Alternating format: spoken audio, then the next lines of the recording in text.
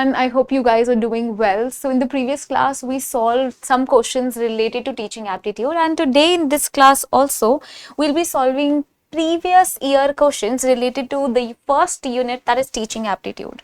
So let us see the first question. Identify those teaching strategies which are learner centered. अभी 2020 का question है कि learner centered teaching की strategies कौन सी हैं. Now इसके लिए it is very important to know what exactly are the two methods of teaching. You should be very clear with that.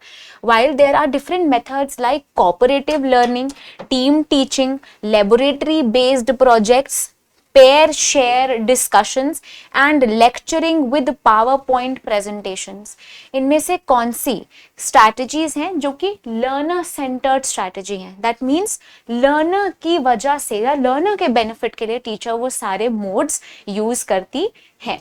Let us talk about these questions in detail. सबसे पहले तो we should know that what exactly are the strategies of teaching. Strategies की जगह एक question आ सकता है methods of teaching also. Methods of teaching इसे कहते हैं. So learner centred and teacher centred दो मेथड्स ऑफ टीचिंग है. Learner centred means we have the learner who is at the centre. कौन है? लर्नर सेंटर पे है. And what is the teacher centred method? Teacher centred, it is the teacher who is at the centre. Centre पे कौन है? Teacher है. तो सारी एक्टिविटीज टीचर की वजह से या टीचर को सेंटर में रखे हुए होगी और यहाँ पे लर्नर को सेंटर पे रखते हुए. सो ऐसी एक्टिविटीज जैसे कि लेक्चर टेकिंग या लेक्चर ले रही है teacher, that is where teacher is at the centre. So it is teacher centred activity. And learner centred activity कौन सी है? Learner centre activities are those activities which the learners are at the centre. Okay, so you have the options. First tell me what should be the correct answer. इनमें से correct answer कौन सा होगा? What would be the correct answer?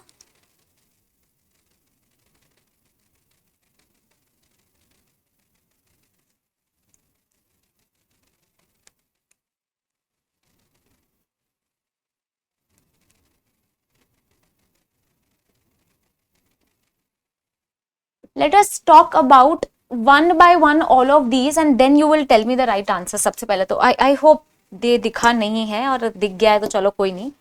सो यहाँ पे हम लोग let us talk about cooperative learning या टीचिंग. कोऑपरेटिव लर्निंग या टीचिंग के बारे में पहले बात करते हैं. So what is cooperative?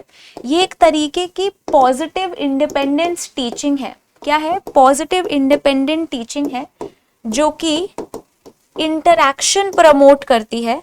Interaction and interpersonal skills भी क्या करती है? Interpersonal skills. साथ में हर किसी की इंडिविजुअल अकाउंटेबिलिटी होती है. क्या होती है? इंडिविजुअल अकाउंटेबिलिटी होती है. Plus there is group processing. क्या होता है? ग्रुप प्रोसेसिंग होती है. ठीक है. So the teacher tries to teach in such a way that there are different students who are coming forward and they are all collaborating the things, they're all cooperating with one another to do the work. So here the focus is on group formation and group processing. Group formation and group processing में focus होता है.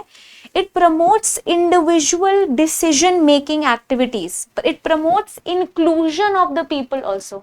हम क्या promote करते हैं? Inclusion promote करते हैं और ग्रुप प्रोसेसिंग फॉर्मेशन करते हैं. सो इंडिविजुअल अकाउंटेबिलिटी होती है. हर कोई they come forward and they cooperate and they learn together. So that is cooperative activities. जैसे कि पीयर सपोर्ट ग्रुप्स. यहाँ क्या हो सकता है? Peer support.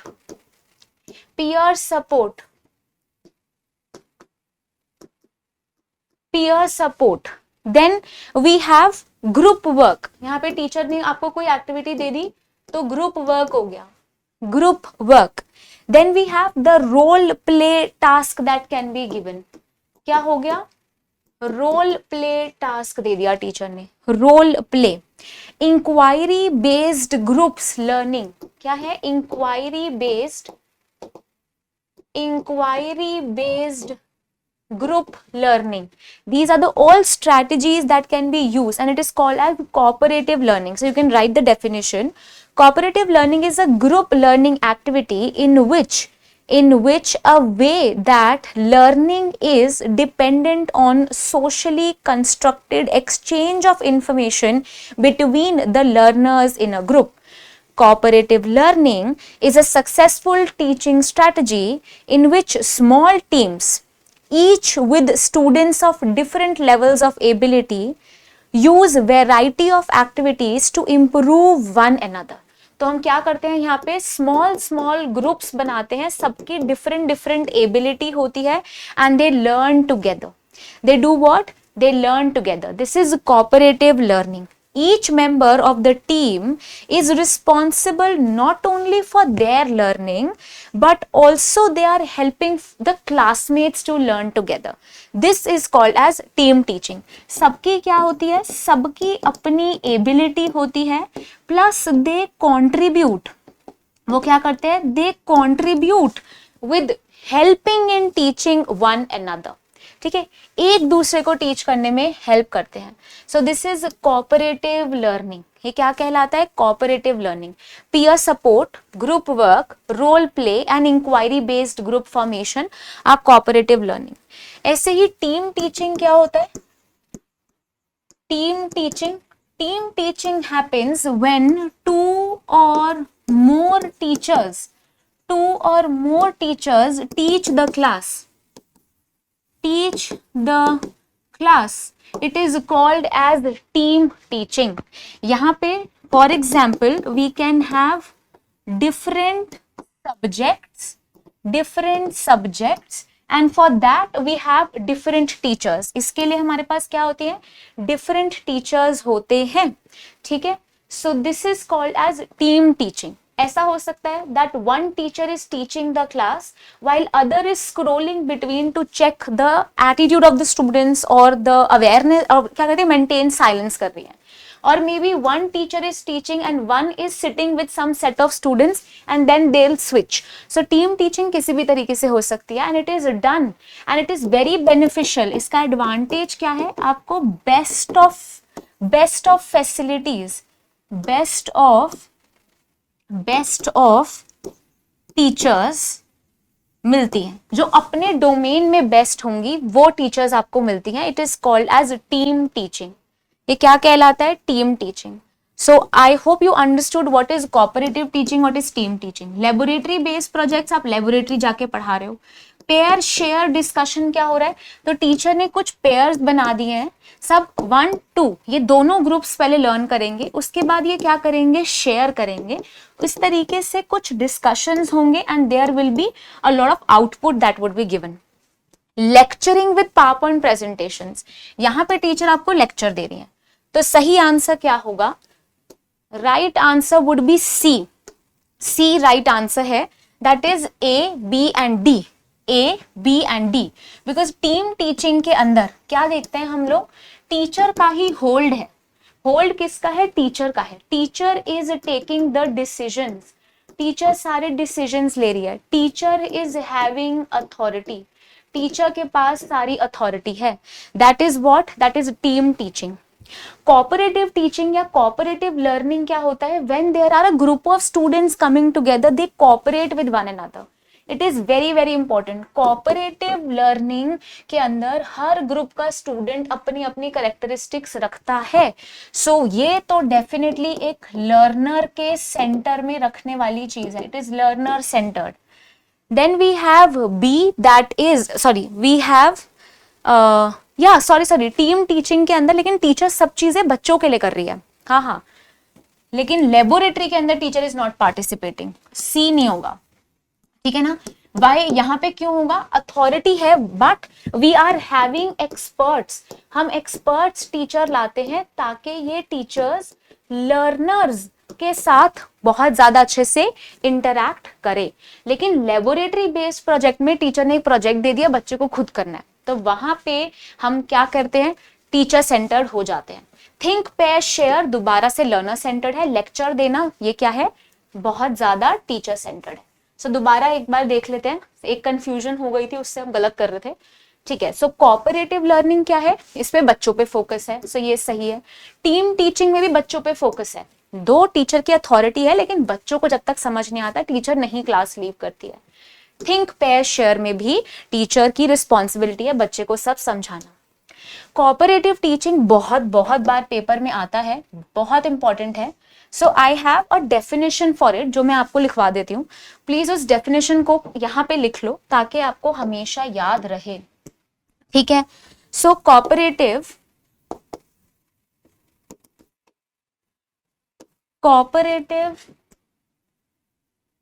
लर्निंग क्या होता है? Cooperative learning, so cooperative learning is group learning activity organized in such a way that learning is dependent on the socially structured exchange. ठीक है, so here you have small groups, we have small groups each with students of different levels,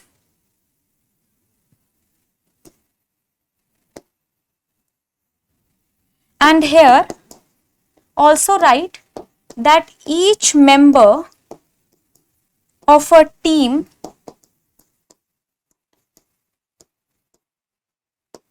is responsible not only for learning what is taught, but also for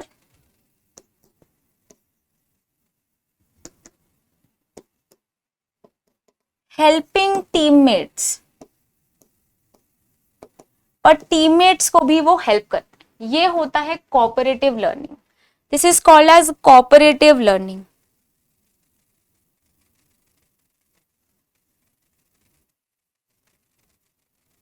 ये क्या है? This is cooperative learning.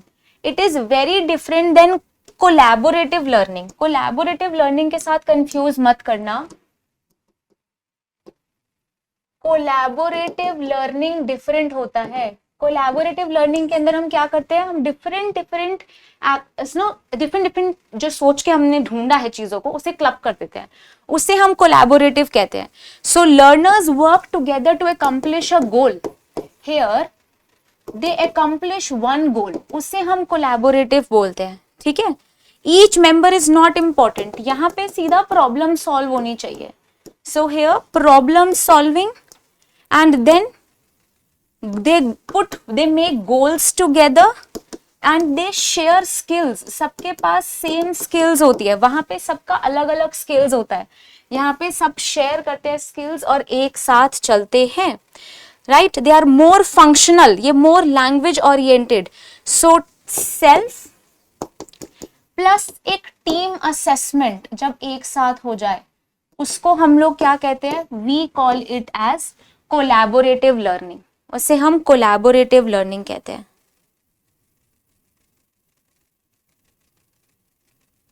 सो यहाँ पे learning कैसी बन जाती है, यह याद रखना, यहाँ पे लर्निंग एक तरीके की सोशल एक्ट है। क्या है? एक तरीके का सोशल एक्ट है। आई hope this is clear. Collaborative learning, और ये वाला क्वेश्चन भी सबको समझ आ गया है। Next question, reflective level teaching is different from memory level teaching because the pattern of communication that is involved in reflective teaching is basically what? Linear, bottom up, interactional और transactional। so किस तरीके की learning होती है? reflective level teaching is different from memory level। so अब हम सबको पता है, sorry, so we have so Morris big ने हमें कंटिन्यूम दे दिया है, ये तो सबको याद है ना, हमने कंटिन्यूम ऑफ टीचिंग लेवल पढ़ा था, कंटिन्यूम ऑफ टीचिंग लेवल, जहां पे हमने देखा था we have the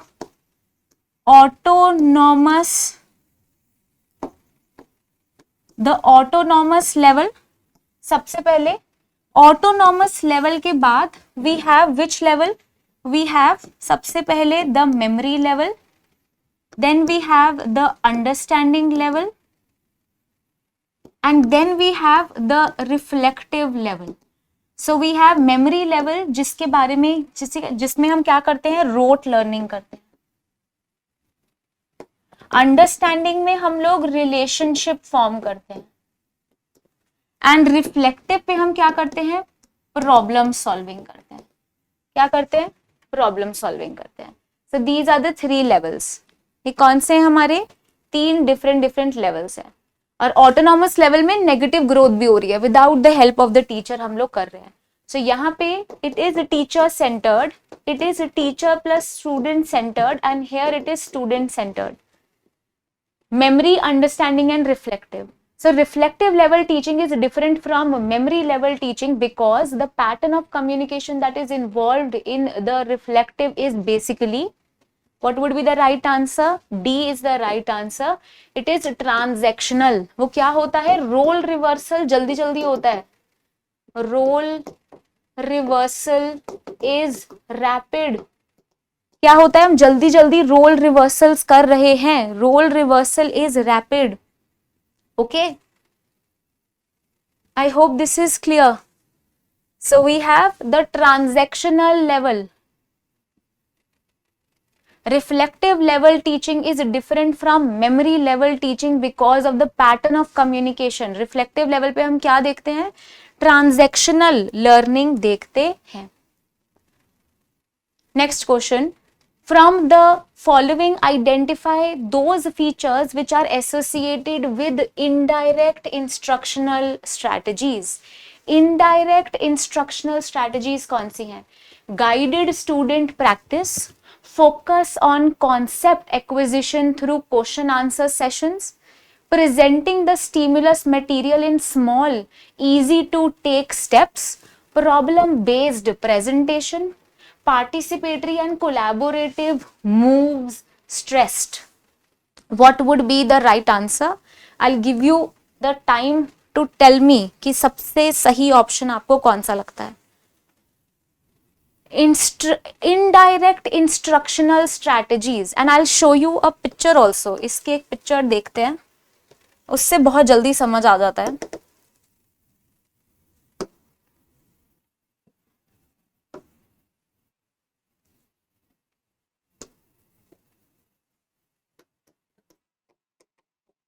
indirect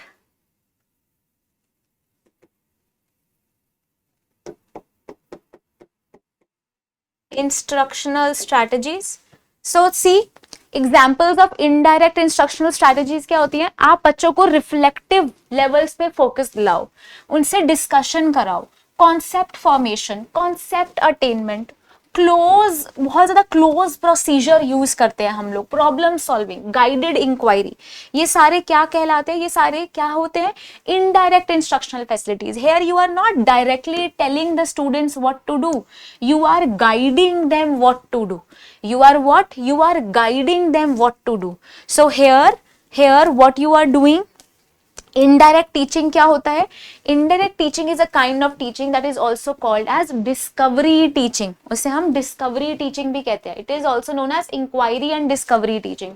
students are provided with information and through guided response of the teachers guidance देती हैं, वो क्या करते हैं, डिस्कवर करते हैं, discover the abstraction the teachers are working towards in the attainment of learning goals. और teachers क्या कराती हैं, उनके गोल अटेनमेंट में हेल्प करती हैं। सॉरी, ठीक है। सो डायरेक्ट टीचिंग क्या होता है, डायरेक्ट टीचिंग के अंदर टीचर सेंटर पे होती है। सो डायरेक्ट टीचिंग में अगर हमने बोला direct teaching, so direct teaching के अंदर हम देखते हैं कि एक टीचर है और टीचर डायरेक्टली बातें बोल देती है। टीचर क्या करती है, डायरेक्टली बता देती है ये कर लो, तो ये टीचर करती है लेक्चर के अंदर। लेकिन अगर इनडायरेक्ट है, टीचर इनडायरेक्टली बता रही है क्या सही है क्या गलत है, तो उसके अंदर टीचर आपको फॉर एग्जाम्पल क्या करेगी, एग्जाम्पल्स देके कोई चीजों को एक्सप्लेन करने का ट्राई करेगी। उसे क्या बोलते हैं, इनडायरेक्ट इंस्ट्रक्शनल स्ट्रैटेजीज। सो यहाँ पे हम रीड कर रहे थे, a teacher tends to be at the centre of the instruction dictating its space with high degree of control. या फिर टीचर अगर सीक्वेंस देके समझाने का ट्राई करती है, टीचर इंस्टेंसेस से समझाने का ट्राई करती है, तो वो इनडायरेक्ट इंस्ट्रक्शन होता है।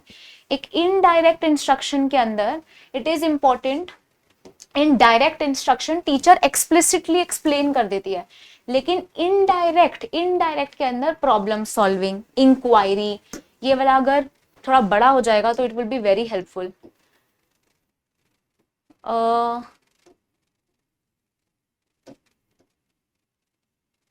ठीक है, सो यहां पे देखते हैं। सो डायरेक्ट इंस्ट्रक्शन क्या है, the direct instruction strategy is highly teacher centred. ये क्या है, ये एक हाईली टीचर सेंटर्ड स्ट्रैटेजी है। Most commonly that is used by the teacher, जैसे कि लेक्चर या फिर क्वेश्चनिंग। टीचर डायरेक्टली आपसे डायरेक्टिव क्वेश्चन पूछेगी। यहाँ पे टीचर क्या कर रही है, एक्सप्लिसिट टीचिंग कर रही है। क्या कर रही है, एक्सप्लिसिट टीचिंग कर रही है। डायरेक्टली आपको बता देती है उन्हें क्या चाहिए, आपसे प्रैक्टिस कराती है, ड्रिल्स और demonstration. Please right it down. Lecture, questioning कर रही है आपसे, प्रोबिंग नहीं कर रही है, क्वेश्चनिंग कर रही है, डायडैक्टिक क्वेश्चंस, किसी चीज की, एक चीज की प्रैक्टिस करा देती है, ड्रिल्स दे देती है, और साथ में डेमोन्स्ट्रेशन कराती है। ठीक है, तो ये क्या होता है, this is direct instruction. The direct instruction strategy is effective for providing information and developing step by step skills. Directly teacher आपको इंफॉर्मेशन दे देती है। क्या कर रही है, डायरेक्ट इंफॉर्मेशन दे रही है टीचर आपको, एंड इंट्रोड्यूस कर रही है टीचिंग मेथड्स, एक्टिवली इन्वॉल्व कर रही है आपकी नॉलेज कंस्ट्रक्शन के अंदर। लेकिन direct instruction is usually deductive, ये भी याद रखना। ये क्या होता है, ये बहुत ज्यादा डिडक्टिव इन नेचर है। It is deductive in nature. What is deductive, deductive क्या होता है, सबसे पहले टीचर ने आपको एक कॉन्सेप्ट बताया, उससे कॉन्सेप्ट आया, उससे कॉन्सेप्ट आया, तो हम लोग क्या कर रहे हैं, जनरल से स्पेसिफिक पे जा रहे हैं, जनरल से स्पेसिफिक के ऊपर जा रहे हैं। सो दिस इज डिड्यूसिंग, डिड्यूस कर रहे हैं। While this strategy may be considered easier to plan and to use, it is clearly that effective direct instructions are often more complex.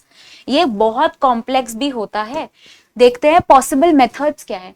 Teacher किसी चीज का ओवरव्यू दे सकती है, lecture, drill, compare, contrast, question, demonstration, guided shared learning, जैसे कि reading writing साथ करा लेंगी, व्यूइंग एंड थिंकिंग साथ करा देंगी। Indirect on the other hand inquiry method होता है, जो कि इंड्यूस करते हैं। टीचर आपको चीजें बता देंगे, आपको बहुत अलग अलग चीजें सोचने को मजबूर करेंगी, which is also called as divergent thinking. ठीक है, इसे हम इनडायरेक्ट इंस्ट्रक्शन कहते हैं। In contrast to the direct instruction strategy, indirect instruction is mainly student centered. वो student centered है। Although two strategies are complementing with each other, the examples of indirect strategies include reflective discussions. आप क्या करते हो यहाँ पे, you have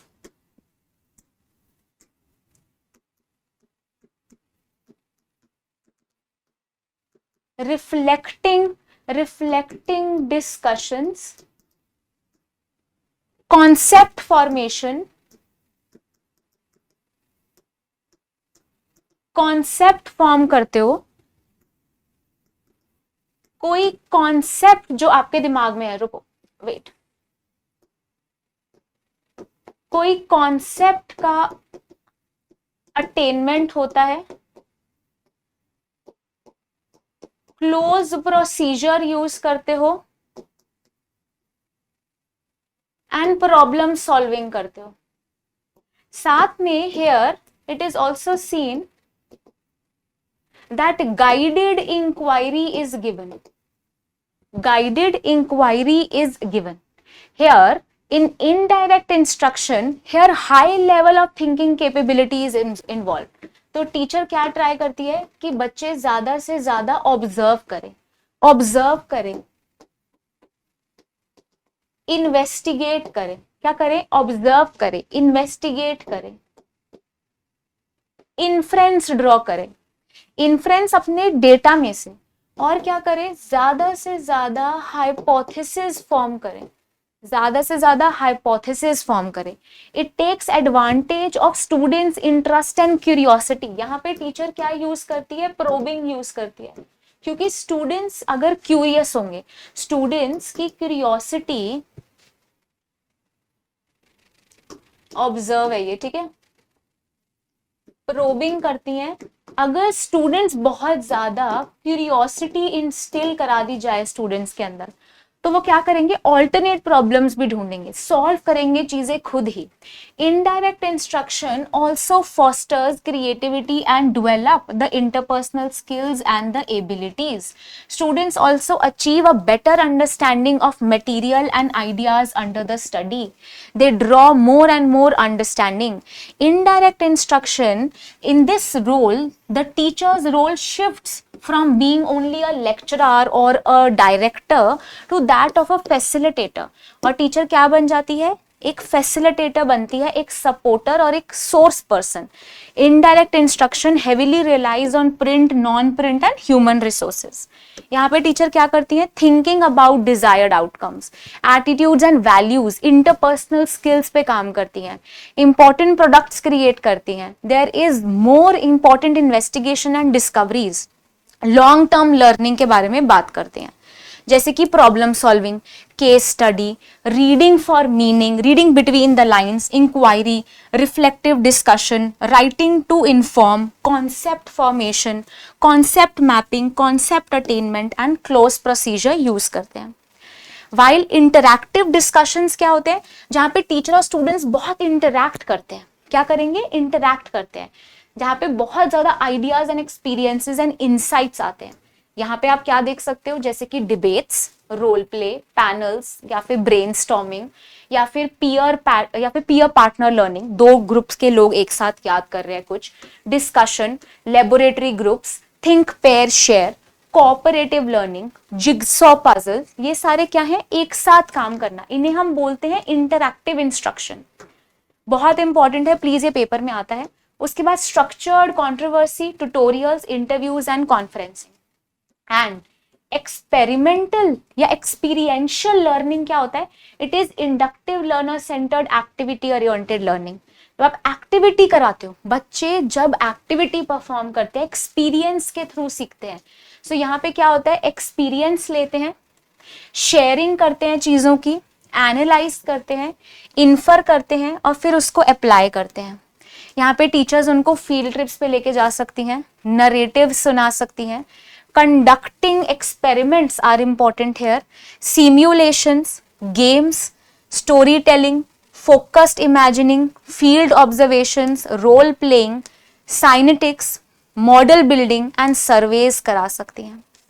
independent study क्या होता है, जहां पे इंडिविजुअल बच्चा खुद से ही पढ़ रहा है, ठीक है, जैसे कि essay writing, journals, reports, correspondent lessons, work, खुद ही असाइनमेंट के क्वेश्चंस, लर्निंग सेंटर्स एटसेट्रा. ठीक है, आई होप अब ये सारी चीजें आपको समझ आ गई हैं. तो अगर अभी तो इतना टाइम नहीं होगा कि आप ये ड्रॉ कर लो, लेकिन इससे ड्रॉ करोगे तो this will be very helpful. ठीक है, so I can give you a minute, थोड़ा सा टाइम ले सकते हो एंड नोट कर लो उसे, फिर आगे चलते हैं.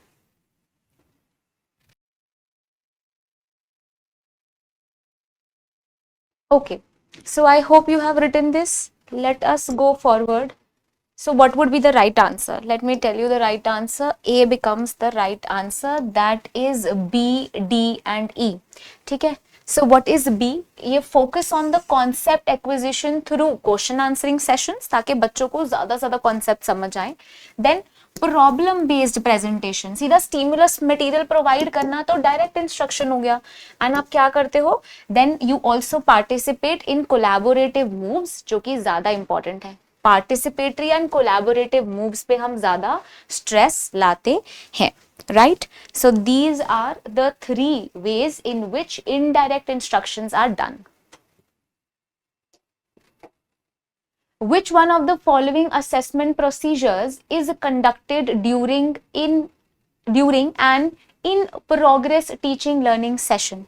एक टीचर का सेशन चल रहा है, मतलब क्लास का टाइम चल रहा है या फिर आपका जो एक सेमेस्टर है चल रहा है, इसमें से कौन सा असेसमेंट प्रोसीजर टीचर करा सकती है? कौन सा assessment procedure? Summative, formative, norm reference और criteria reference. Summative, formative, norm reference और क्राइटेरिया रेफरेंस। अब सबमिटिव क्या होता है? डन एट द एंड, जहां पे हम लोग ग्रेड्स प्रोवाइड करते हैं, ग्रेड्स देते हैं बच्चों को और देखते हैं कि क्या उन्हें चीजें समझ आई नहीं आई, सीधा वो नेक्स्ट क्लास में चले जाते हैं। फॉर्मेटिव होता है जो कि मिडल में होता है, मिडल में करते हैं हम लोग। और नॉर्म रेफरेंस में हम किसी तरीके के नॉर्म्स सेट कर देते हैं, ठीक है। नॉर्म रेफरेंस में हम ऑल्सो क्या करते हैं? कंपेयर करते हैं बच्चों को एक दूसरे के साथ। यहाँ पे परसेंटाइल सिस्टम होता है, परसेंटेज सिस्टम भी नहीं होता। We also give ranks to the students है, जैसे यूजीसी नेट पेपर में।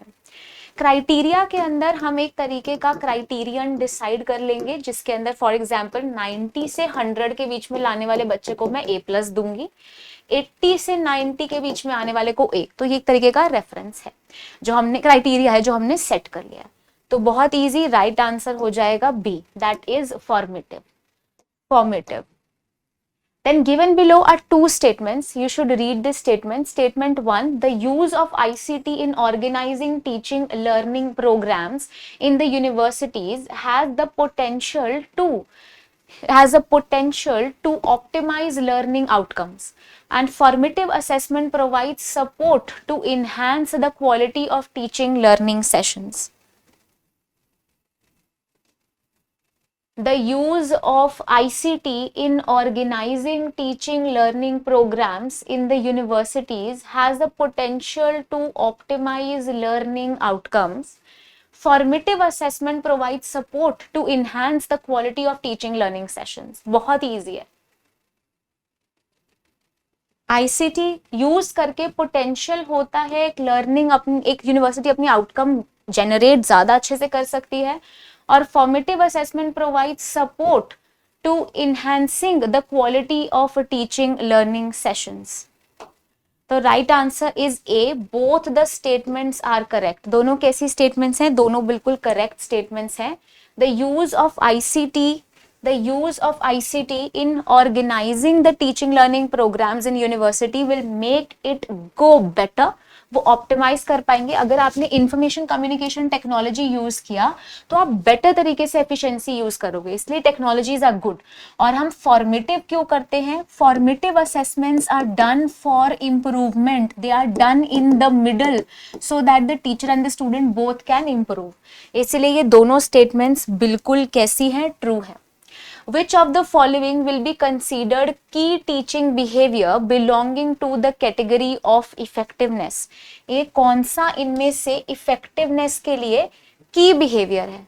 अब ये दोबारा हम डिस्कस नहीं करेंगे, हमने LITES डिस्कस किया था, है ना। We have lesson clarity, instructional facilities, teacher task orientation, engagement with the students and the student success rate.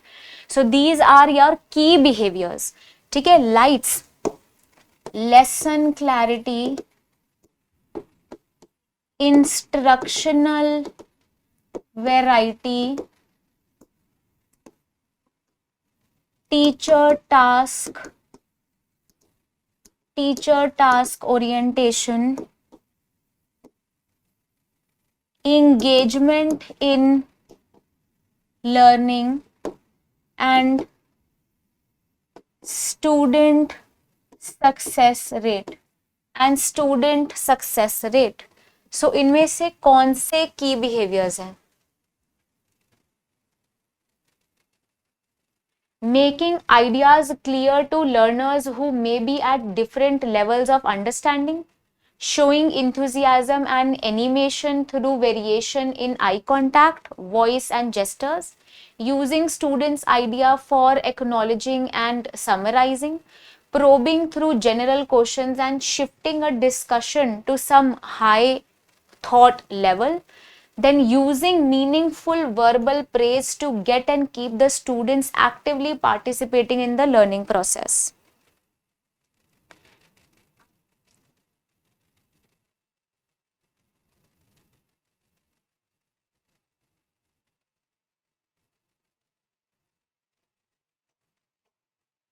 Right answer would be B. B right answer होगा. ए बी एंड ई तो right answer मैंने आपको दे ही दिया है, ए B and ई जब हमने already discuss कर लिए. So making ideas clear to the students at different level. It is चाहे कुछ मर्जी हो जाए, लेसन क्लैरिटी होना ही चाहिए. Showing enthusiasm and animation through variety of things that are use, उसे इंस्ट्रक्शनल वेराइटी कह सकते हो. And using meaningful phrases to keep the students actively participating is engagement in the learning. Okay.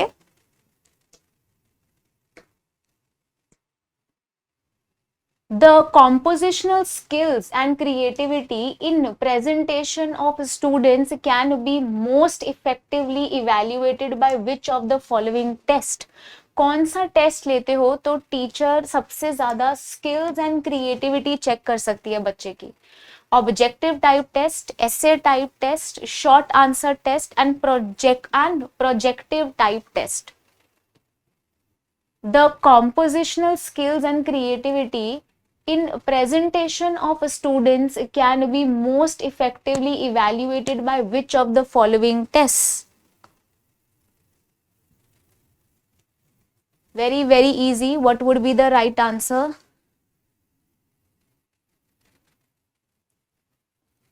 So the right answer would be B, that is essay type questions. अगर आप उनसे essays लिखवाओगे तो आप उनकी skills और creativity check कर पाओगे. अगर MCQs दे दिए तो कोई point ही नहीं है. साथ में short और project work के अंदर भी आप उनकी ज्यादा creativity नहीं देखते हो. Projective type में तो कर पाओगे, projective type है. ठीक है, तो B right answer.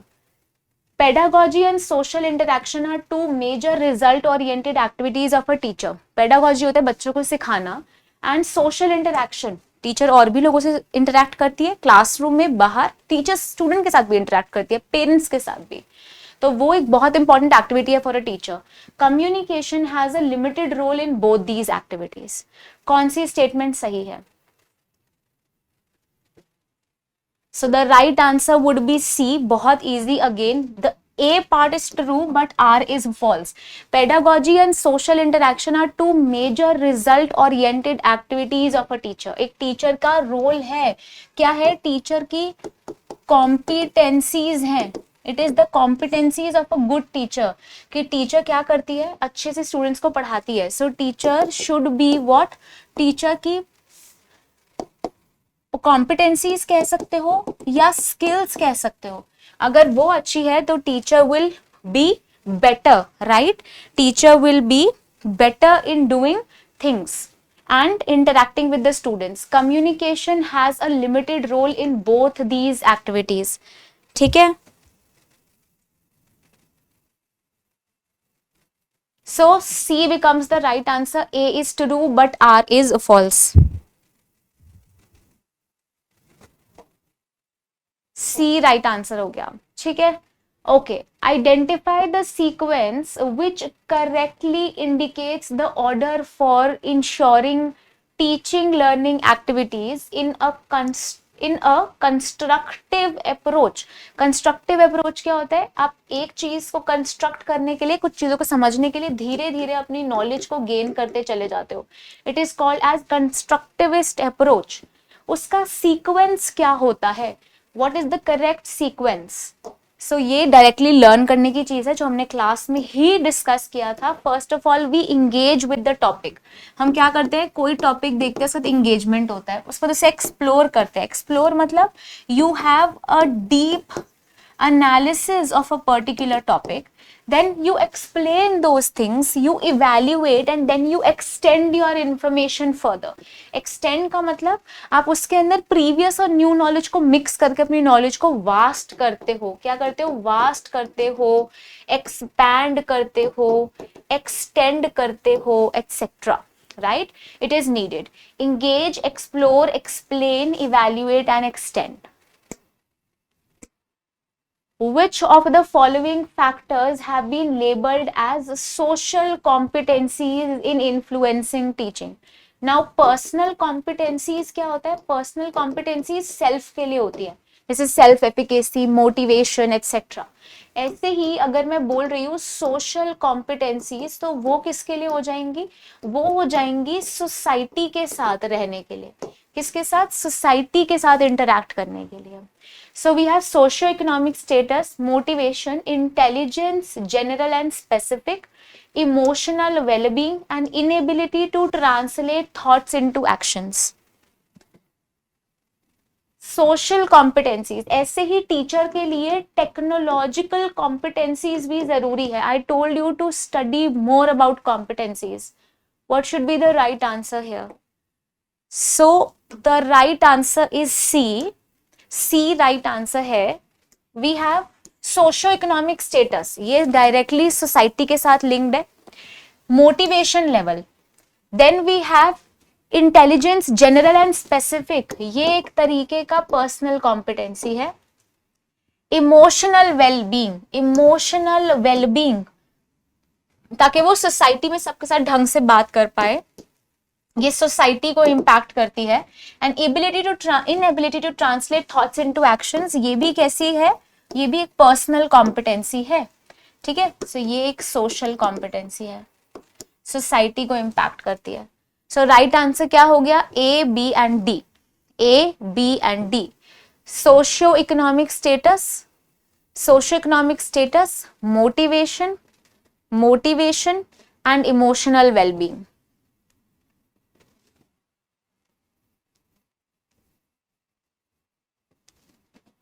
Which among the following best describes the emotional intelligence of learners? Learners का emotional intelligence. Emotional intelligence के अंदर concepts like self esteem, self efficacy, motivation, intrinsic motivation you would say, ये सारी चीजें आती हैं. आपकी emotional intelligence, how can you control your emotions, not it should not hamper your day to day activities. Understand the emotion of other people and your own, क्या ये एक emotional intelligence का पार्ट है? Express one self very strongly, being rational in thinking, adjusting one's emotions as per situation, being creative and open to criticism, accepting other people as they are. इनमें से कौन सा एक क्या दिखाता है? Emotional intelligence of the learner दिखाता है. Emotional intelligence of the learner, emotional intelligence of the learner.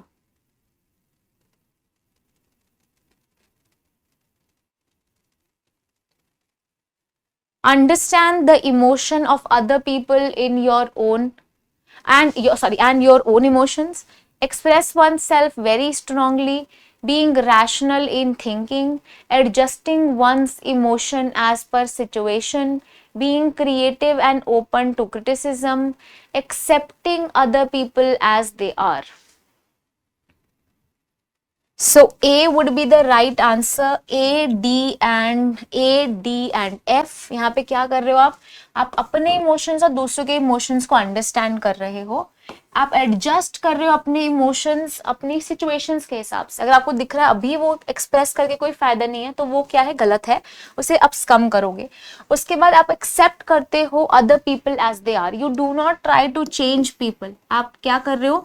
लोगों को बदल नहीं सकते हो, इस चीज के बारे में जानते हो. सो ए, डी एंड ई, यहाँ पे इमोशनल इंटेलिजेंस यूज होता है. अपने आप को ढंग से एक्सप्लेन करना, स्ट्रांगली बोलना एक पर्सनल कॉम्पिटेंसी है. ये भी एक पर्सनल कॉम्पिटेंसी. इमोशनल इंटेलिजेंस होते हैं ये तीनों. Which of the following statements explain the concept of inclusive teaching? Inclusive teaching क्या है? Inclusive teaching क्या होता है? Now again I should show you a picture for this.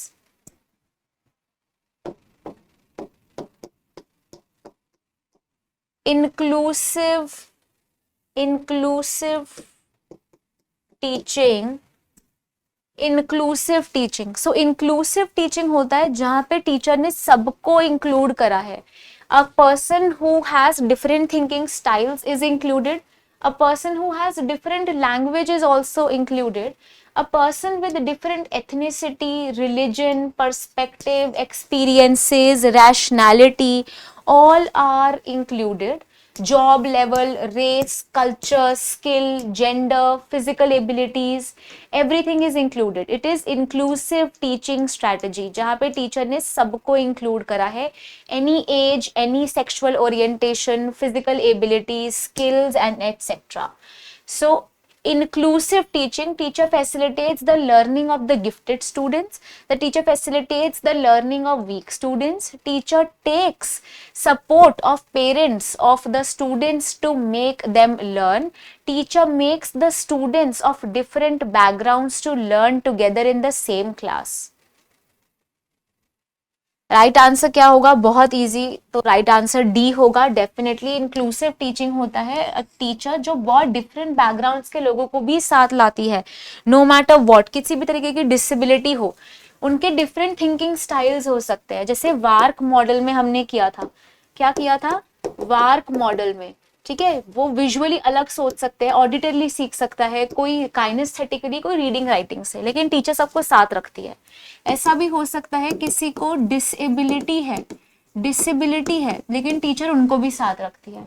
सबकी लैंग्वेज अलग है लेकिन टीचर साथ रखती है। Ethnicity, religion, nationality, experiences, perspective, job level, race, culture, skills, age, sexual orientation, physical abilities and gender. No matter what the gender is, creed, caste, culture, क्या है, culture भी यहाँ इंक्लूड कर लो, आपका बैकग्राउंड कैसा भी बैकग्राउंड हो, टीचर सबको साथ रखने का ट्राई करती है। ये क्या होता है? This is basically inclusive teaching, इसे हम इंक्लूसिव टीचिंग कहते हैं। Who develop the theory of multiple intelligence? बहुत इजी है, डायरेक्टली बता रही हूं, इट इज हार्वर्ड गार्डनर जिन्होंने मल्टीपल इंटेलिजेंस के बारे में बात की है। From the list of effective teaching behaviors, identify those which are called as the key behaviors. अभी ही देखा है LITES, दोबारा से find out करो।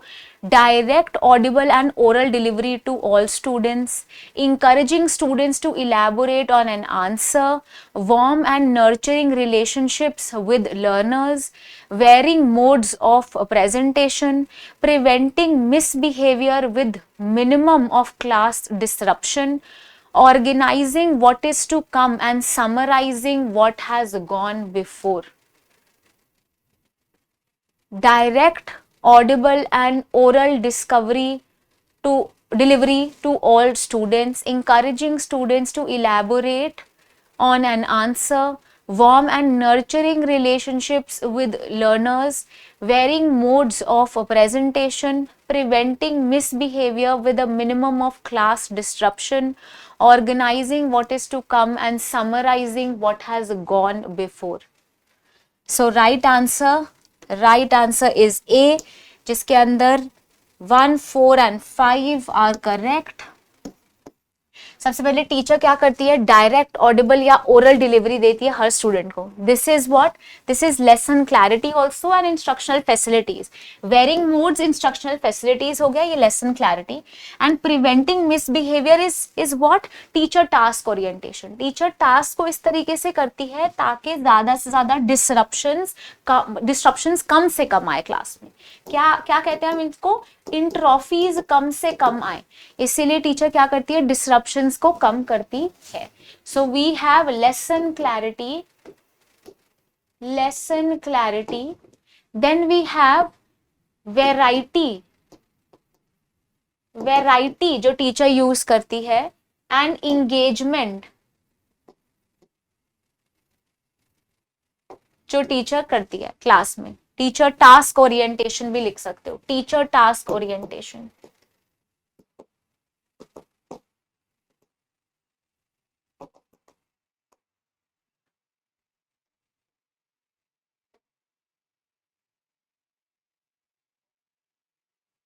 To organize decision method in teaching effectively, which of the following conditions should be met? अगर आपको discussion method use करना है तो कौन सी चीजों को आपको याद रखना है? Topic should be easy, topic be declared in advance, topic of common interest, availability of more than one teacher and language facility of participants. क्या क्या चीजों का आप ध्यान रखते हो जब आप डिस्कशन मेथड करते हो? तो बहुत easy, A is the right answer. ये क्वेश्चंस इजी होते हैं। सो वी हैव, सबसे पहले टॉपिक इजी या ना हो, टीचर है वो एक्सप्लेन कर देगी, डिस्कशंस होंगे, इसे हटा दो। टॉपिक को एडवांस में दे दो तो बच्चे ज्यादा बेटर समझ पाते हैं, तो ये एक इंपॉर्टेंट पॉइंट है। टॉपिक एक कॉमन इंटरेस्ट का होना चाहिए, अगर सबको इंटरेस्ट ही नहीं है तो वो बात नहीं कर पाएंगे।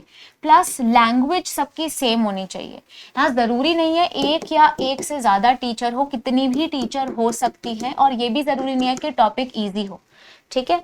ऐसा हो सकता है कि सबकी लैंग्वेज एक हो तो चीजें इजी हो जाएंगी, टॉपिक कॉमन हो तो इजी हो जाएगा, और टॉपिक पहले से बता दिया जाए तो।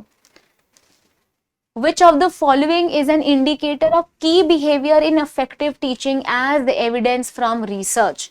की बिहेवियर्स कौन से हैं? अब इसका तो आंसर ही बता देती हूँ डायरेक्टली, बी है engagement in learning with the students, ठीक है।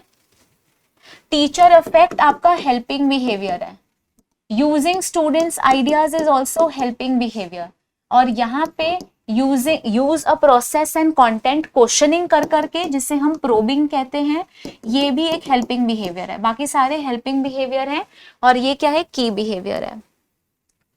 In the following statements, identify those which are related to norm reference test.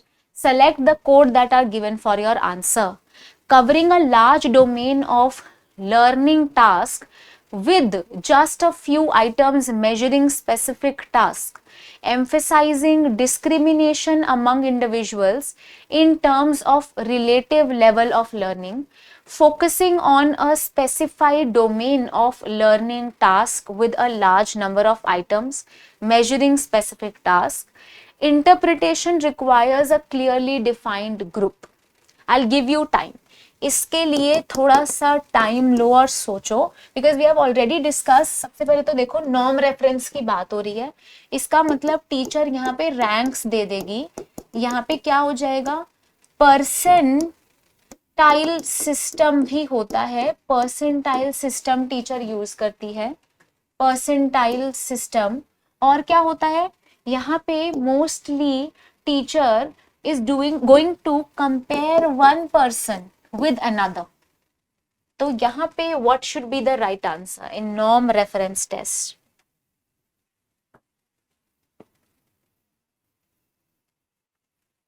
What should be the right answer?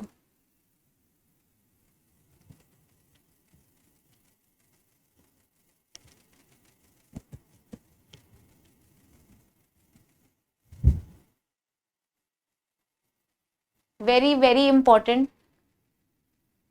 So norm reference और criteria reference के बीच में एक बारी difference भी check करते हैं।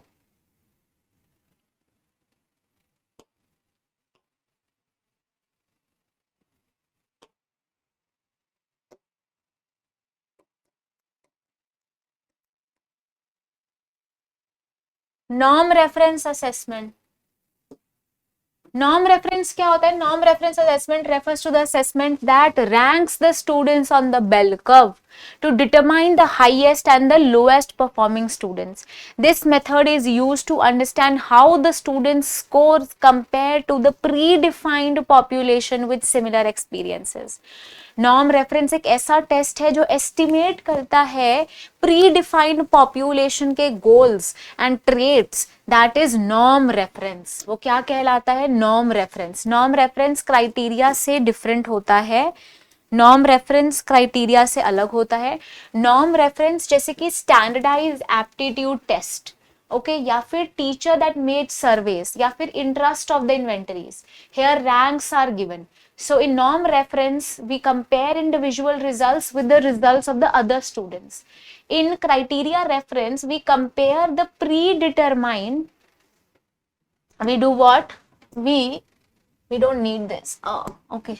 we do what? We compare results to predetermined criteria not compared with other students. हम एक criteria set करते हैं और उसको अलग students से हम लोग relate नहीं करते हैं.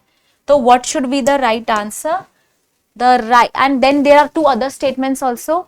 Interpretation requires a clearly defined achievement domain, emphasizing description of learning task which individuals can and cannot perform. Right answer होगा इसका A, that is A B and D. A B and D.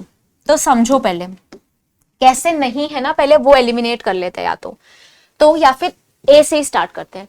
Covering a large domain of learning task with just a few items measuring specific task. आप कुछ items लेते हो लेकिन बहुत domains पे check करते हो, है ना. जैसे यूजीसी नेट का पेपर कुछ 10 यूनिट्स है लेकिन डोमेन कितनी सारी हैं. सो ये हो जाएगा. Emphasizing discrimination among individuals in terms of relative level. आप डिस्क्रिमिनेशन तो करते ही हो क्योंकि आप यहाँ पे रैंक्स दे देते हो. तो देखो बी तो जरूर होगा, बी जरूर होगा. बी बी बी, इसमें बी नहीं है, हटा दो. ए भी जरूर होगा, किसमें ए नहीं है, हटा दो. ऐसे एलिमिनेशन कर लो. उसके बाद सी, फोकसिंग ऑन स्पेसिफाइड डोमेन. क्या हम स्पेसिफिक डोमेन में करते हैं? ये स्पेसिफिक हम क्राइटेरियन में करते हैं, स्पेसिफिक. सो सी बिल्कुल नहीं होगा, जहां सी है उससे कट कर दो. राइट आंसर आपके पास है, that is interpretation requires clearly defined group. अगर एक ग्रुप नहीं होगा, जैसे यूजीसी नेट का पेपर अगर 3 लाख लोगों ने भरा है तो 3 लाख का ग्रुप है तभी आप उसमें रैंक दे पा रहे हो. या फिर 3 लाख इंग्लिश लिटरेचर के बच्चों ने भरा है तो वो उनका ग्रुप है. ठीक है, इस तरीके से समझो. In the two sets given below, set 1 provides different levels of teaching and learning, while set 2 gives the exemplars and concerns memory, understanding, and reflective level.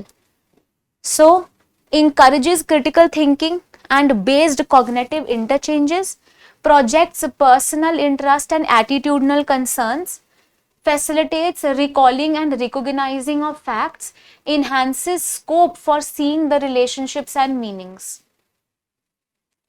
बहुत इजी है, डायरेक्टली आंसर देती हूँ. सी इज द राइट आंसर. ए को आपको किसके साथ match करना है? मेमोरी लेवल क्या होता है? मेमोरी लेवल होता है जिसमें आप रिकॉल और रोट लर्निंग करते हो. क्या करते हो? रोट लर्निंग करना या फिर क्रैमिंग करना. क्रैमिंग करना क्या होता है? It is called as, we call it as what? We call it as memory level. ऐसे ही we have,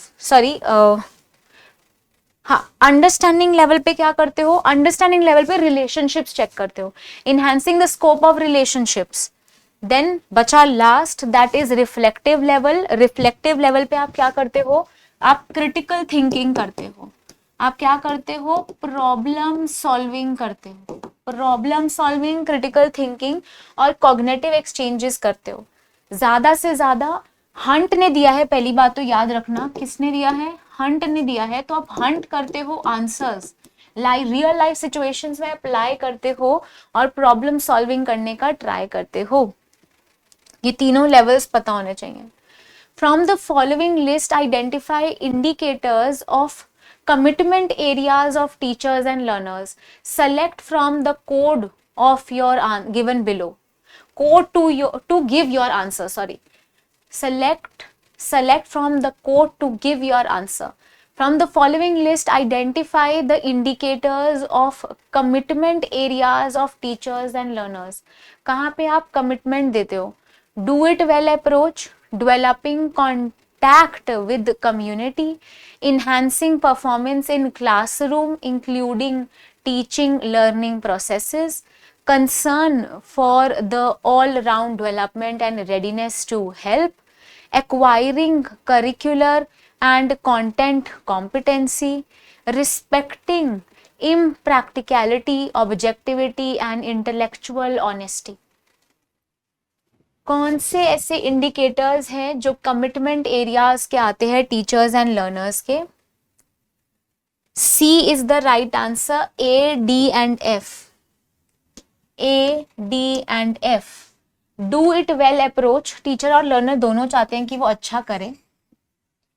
then concern for the all round growth, चाहते हैं होलिस्टिक ग्रोथ हो. and they respect objectivity, impartiality and intellectual honesty. कभी भी teacher किसी एक को partially उनको सपोर्ट नहीं करती हैं. Which of the following methods of teaching will encourage indirect teaching? अभी हमने इतना डिटेल में पढ़ा है डायरेक्ट इनडायरेक्ट, तो you have to tell me इनमें से कौन सी चीजें इनडायरेक्ट टीचिंग के लिए यूज हो सकती हैं. Lecturing with examples, team teaching, demonstration on a subject and collaborative project. Team teaching कर रहे हैं, सॉरी यहाँ पे क्या कर रहे हो आप, इनडायरेक्ट टीचिंग कर रहे हो. Indirect teaching, indirect teaching, not much is left. Indirect teaching, so D is the right answer. Collaborative projects होते हैं जब आप indirect teaching करते हो. I will again show you this, please इसे नोट कर लो, ये बहुत ज्यादा ही important है, ये बहुत ज्यादा important है. यहाँ पे I can help you write this also. Direct teaching या डायरेक्ट इंस्ट्रक्शन के अंदर आप लिख सकते हो ओवरव्यू देना. टीचर क्या करती है, ओवरव्यू देती है. देन इसे आप और क्या बोलते हो, एक्सप्लिसिट टीचिंग कहते हो. ठीक है, जिसमें मास्टरी, आप क्या करते हो, एक टॉपिक के मास्टर बन जाते हो, तो मास्टरी हो जाती है आपकी, मास्टरी लेक्चर दिया जाता है. Drill and practice, drill and practice, didactic questions पूछे जाते हैं. कंपेयर एंड कॉन्ट्रास्ट किया जाता है. Then demonstrations and guides for reading, listening and viewing. ये डायरेक्ट इंस्ट्रक्शन है. अगर इनडायरेक्ट इंस्ट्रक्शन की बात करती हूं तो we have problem solving, inquiry, problem solving, inquiry. We have case studies. ठीक है, case study, reading for meaning, जिसे आप in between read करना भी कह सकते हो. concept mapping, concept formation, it is done for concept attainment. यहाँ पे आप क्लोज प्रोसीजर यूज करते हो. क्लोज प्रोसीजर क्या होता है, लाइंस दी होती हैं, आपको उनको आपस में सेट करना है, तो बच्चे उससे क्या करते हैं, कॉग्निटिव स्किल्स बहुत यूज करते हैं. These are all direct and indirect teaching methods. ये बहुत बहुत इंपॉर्टेंट है. I hope you are writing this. इसे लिखो. 3:52 हो रहे हैं. Let us take a break also. 4 o'clock start करते हैं. तब तक I want you to write all of these things. Experimental learning लिखो. Independent studies, interactive instruction, direct instruction and indirect instruction.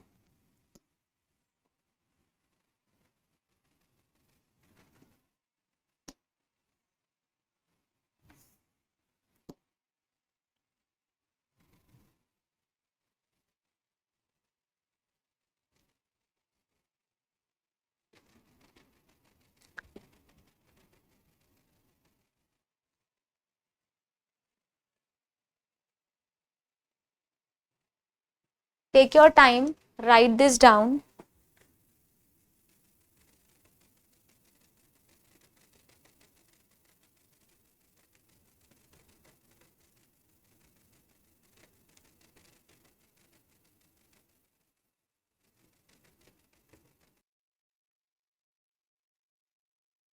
Okay, I hope you have written this. Let us go forward.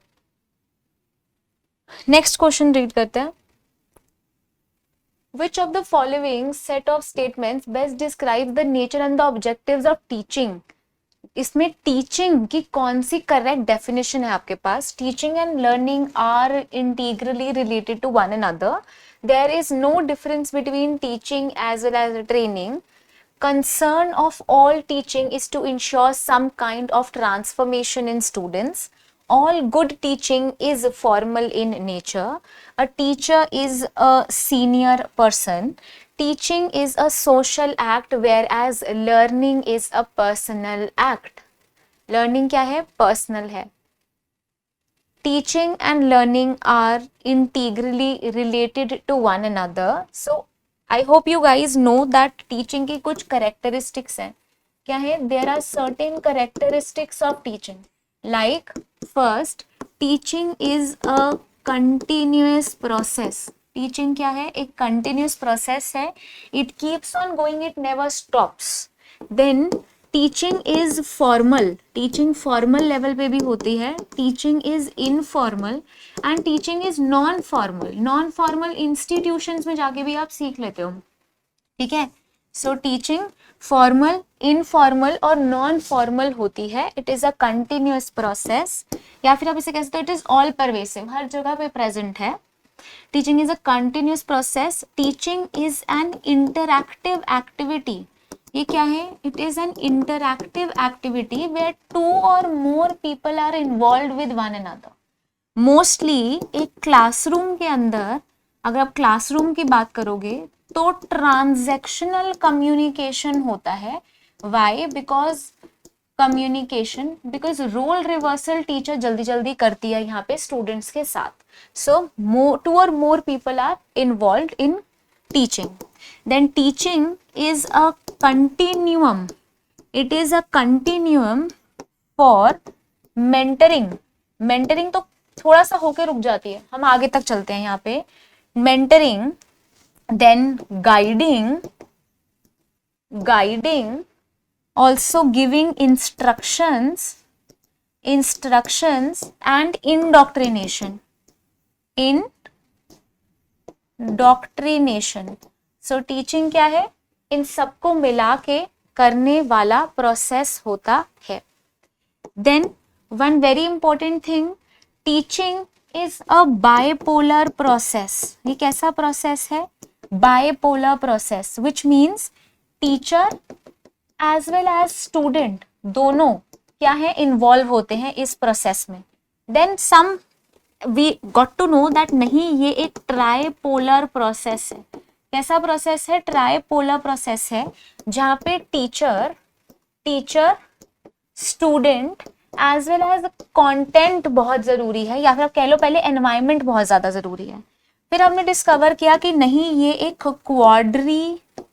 Quadri polar process है जहाँ पे teacher, student, content as well as environment, four things are involved. It is bipolar, quadripolar and tripolar in nature. Okay. Then again very important, TL process goes hand in hand. मतलब हमेशा teaching and learning go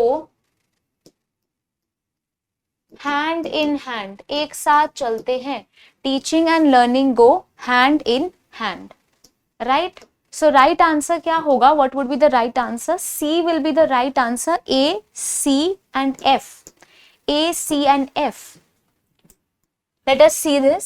Teaching and learning are integrally related. I just now told you दोनों कैसे हैं, एक दूसरे पे overlap करते हैं, साथ चलते हैं. There is no difference between teaching and training. ऐसा नहीं है. ट्रेनिंग आप सिर्फ स्किल्स के लिए करते हो, वो उसका कंटिन्यूम है, बट ट्रेनिंग स्किल्स के लिए होती है. टीचिंग क्या होती है? होलिस्टिक ग्रोथ के लिए, और ये हमेशा चलती रहती है, हमेशा.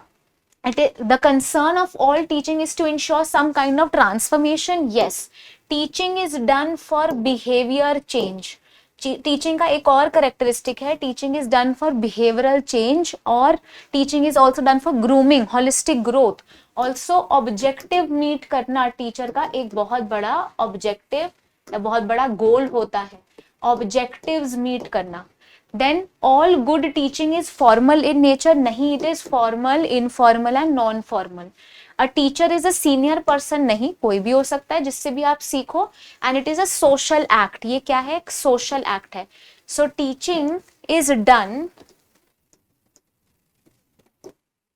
टीचिंग अभी हमने कहाँ लिखा था वो सब कुछ, हाँ, तो teaching is a social act, then teaching is done for behavioural change, कुछ बिहेवियर चेंज लाना होता है। And then teaching is done for what, teaching basically एक कैसा प्रोसेस है, होलिस्टिक ग्रोथ के लिए, होलिस्टिक ग्रोथ के लिए किए जाने वाला प्रोसेस है। सो this is very very important, ठीक है।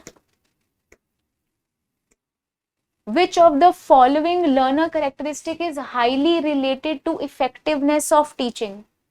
Prior experience of a learner, educational status of the parents of the learner, peer groups of the learner, family size from which the learner comes. Which of the following learner characteristics are highly related to effectiveness of teaching? तो A is the right answer, prior experience. अगर learner का एक experience अच्छा है तो जब नई added knowledge आएगी वो क्या हो जाएगी, अच्छी ही होगी। In the two sets given below, set 1 and set 2, आप बेसिक रिक्वायरमेंट्स देखते हो for what, for success and effectiveness, lecturing, discussion in groups, brainstorming and programmed instruction. ये हमने सारा पढ़ लिया है तो हम डायरेक्टली इसका आंसर देख सकते हैं।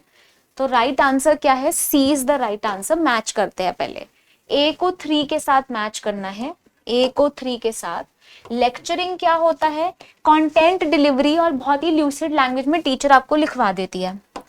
फिर डिस्कशन, डिस्कशंस क्या होता है, डिस्कशंस होते हैं एक थीम बेस्ड इंटरेक्शन, जैसे कि ग्रुप एक्टिविटी है जिसमें सब एक टॉपिक के बारे में बात करते हैं।